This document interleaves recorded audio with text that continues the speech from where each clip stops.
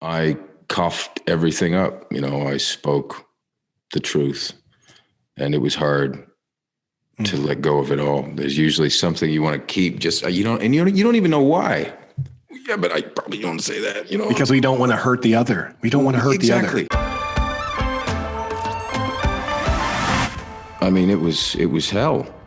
It was hell. It was a real me and myself at war inside, everything that you kind of have come to believe up until then, slightly crumbling, and you fighting it, trying to keep everything in balance. And then you just let it fall. And then the building collapses and you're left with some rubble. And luckily we had an amazing foundation under there, which meant that we just had to rebuild on that as opposed to excavate an entire side of a mountain to be able to wedge our house hanging on a cliff. You know what I mean? Yeah. But, it's so important to get to that point in a relationship, or in a way it's not worth it.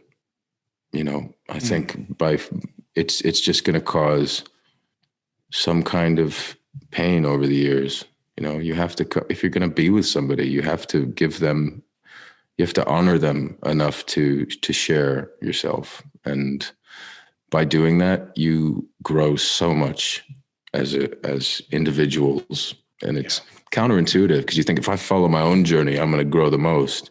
But by sacrificing certain things and by surrendering to your reality, you're actually expanding as opposed to trying to just grow, right? So you're expanding and you're able to take more.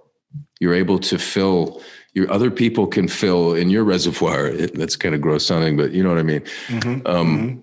And I found myself through that honesty, and by standing there and showing up and just showing through my actions, I could actually take a hell of a lot more than I thought I could. And sometimes you just got to be a punching bag and you don't react. You just take it, and you understand that it's somebody else that needs to do that and go through a certain thing, and let it work. I mean, what you're describing there is holding space.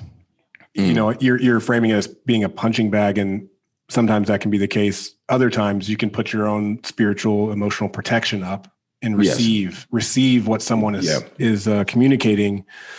And that's actually a very healthy attribute of masculinity.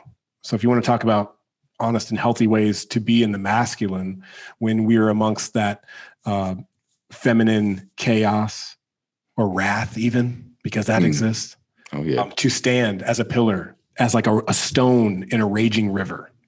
This is the core essence of the masculine in relationship. And I know that sounds, for some it may sound like, well, why the fuck do I have to put up with that?